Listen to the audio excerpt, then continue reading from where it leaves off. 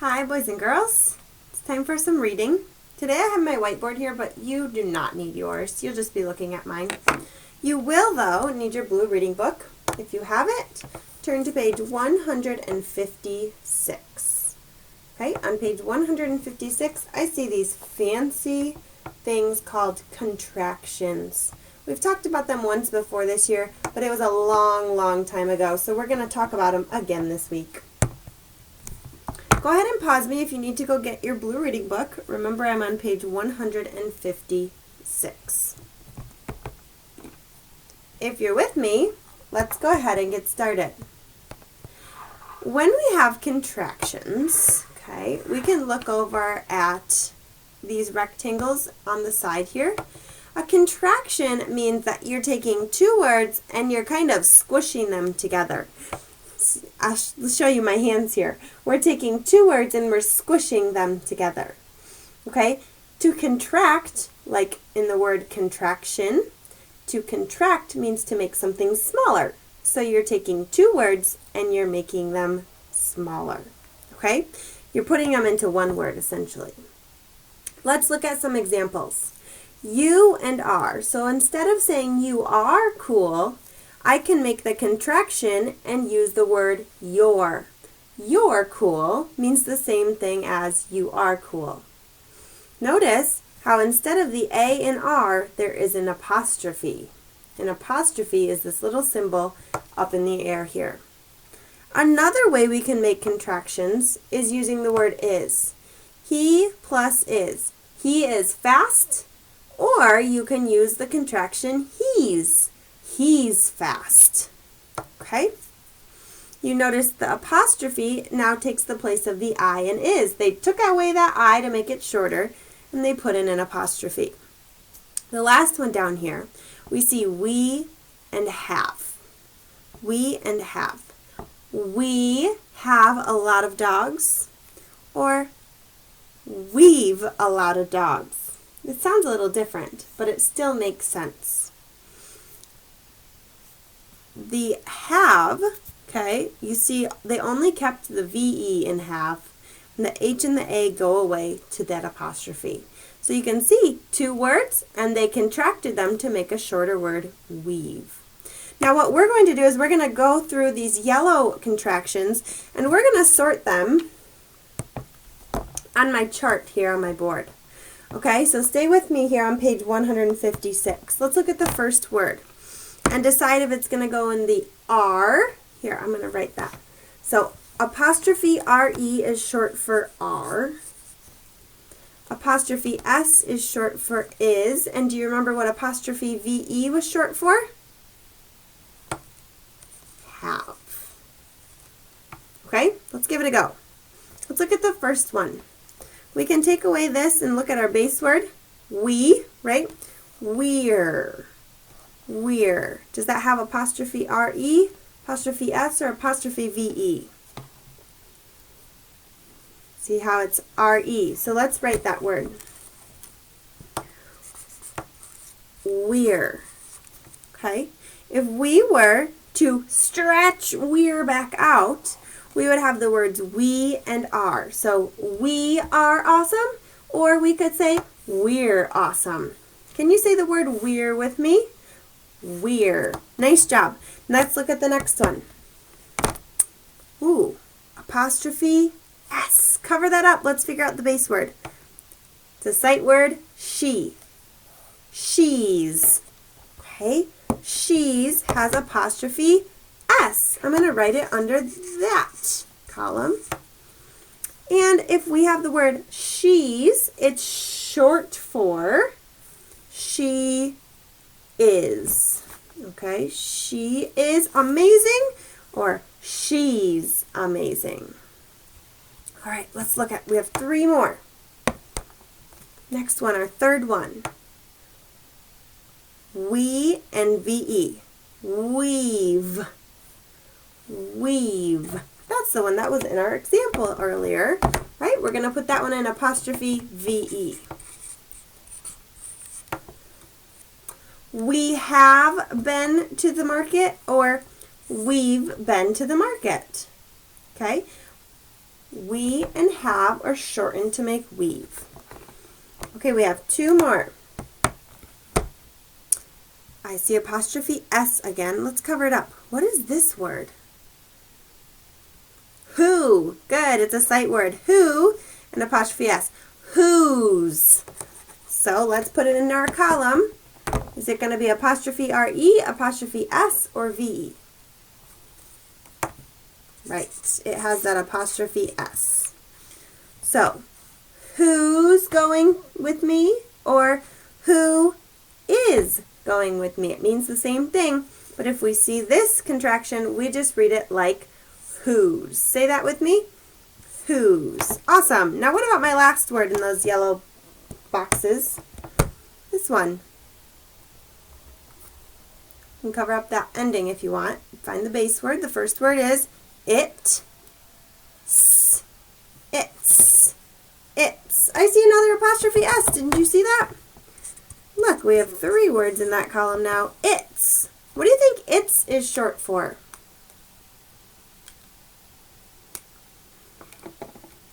It is. Good. It's. It is so hot outside, or it's so hot outside. Thanks for working that with me. Now what we're going to do is we're going to just turn one page. We're going to read our story together. So now you should be on page 158.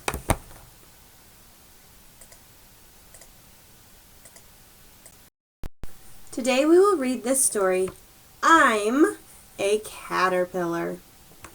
All right, so immediately I see this is not real pictures, right? This was drawn or somehow maybe painted. I'm not sure exactly how they did this, but it's pretty cool illustrations. But it's not a real photograph, which might make you think fiction fake. But actually, there is one tricky part to nonfiction sometimes. I'm a Caterpillar is going to be a nonfiction text. Okay, remember, nonfiction, it means it's real. It's telling us real things.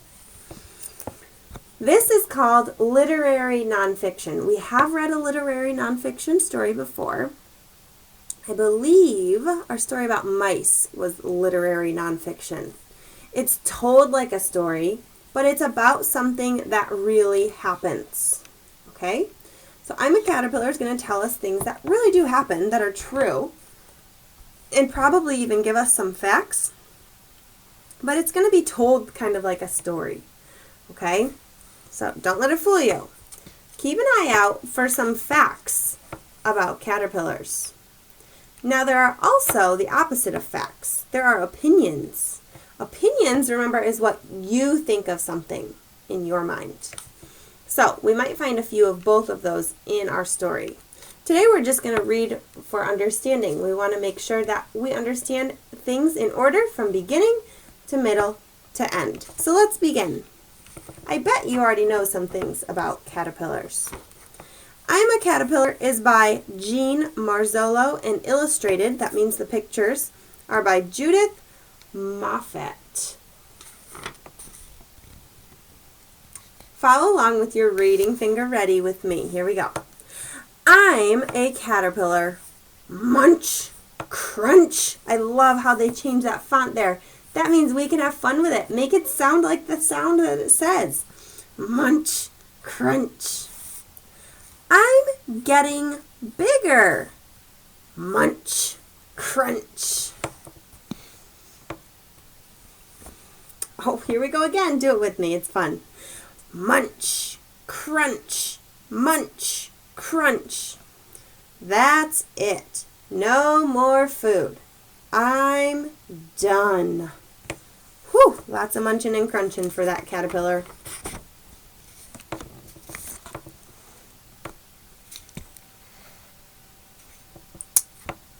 It's time to hang from a stem. Oh, look, we found one of our contractions. It's. It is. It's time to hang from a stem. I wait and wait and wait. Okay, he's hanging from the stem. I wonder why. Ooh, this is an interesting word. I shiver. I twist. I split my skin. Yikes! Why would that caterpillar shiver and twist and split his skin? Ooh.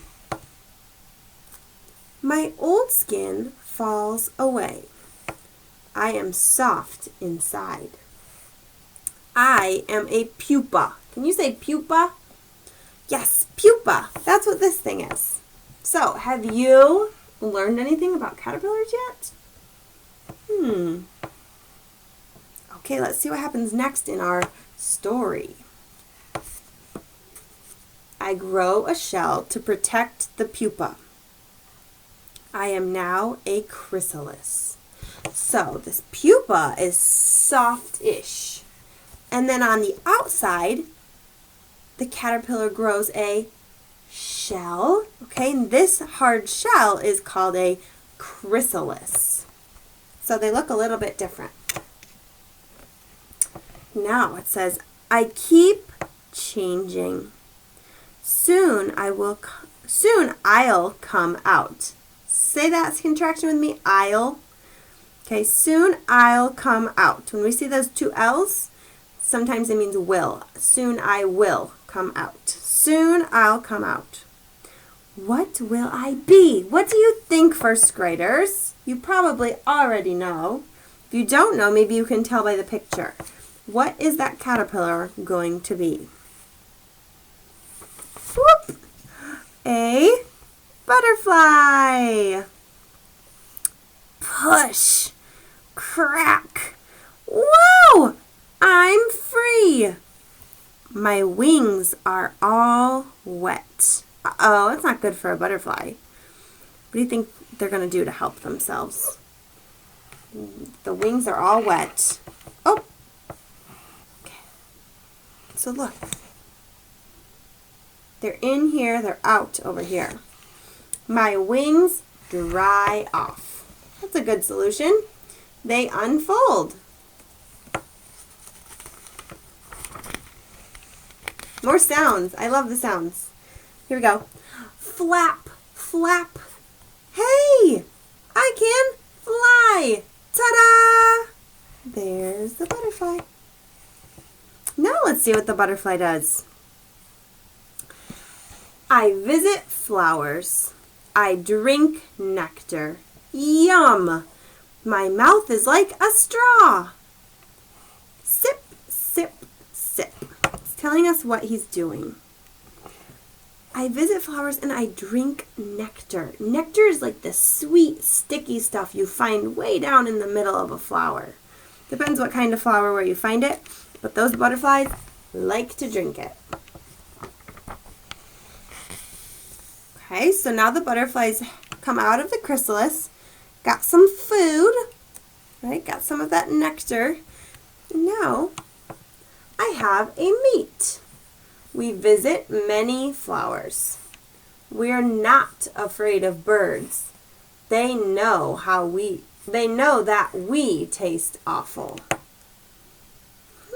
Birds don't like to eat butterflies. I didn't know that. That's something new I'm going to tuck in my brain. Okay, a mate for this butterfly. What does that mean? Look at the picture. Does it mean now that the butterfly has a mate?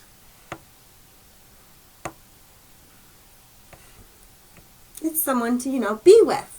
Someone that they're going to do something together to make. We'll see what happens. Soon I will lay my eggs. So this butterfly needs a mate in order to lay new eggs. And what do you think is going to be in the eggs? Aww. The eggs have thin shells. Baby caterpillars crawl out. There you go. You said caterpillars. You're right. Hi, I'm a caterpillar. Munch. Crunch. Then what do you think happens now? It starts all over again. Take a peek. What will happen to me next? Do you know? So, caterpillar munches and crunches. Turns into a chrysalis. then into a butterfly who lays eggs. The eggs will become caterpillars who will go and make a chrysalis again, then become a butterfly and lay more eggs to make caterpillars. And it never stops stopping. It never stops going. It's a circle of life. That is the end of our story, our nonfiction story, I'm a Caterpillar. I bet you learned lots about the caterpillar and what happens as it changes through its life. We also looked at some of those contractions, and you're going to have an activity both with the story and some contractions today. Thank you for reading with me, and I look forward to seeing your work.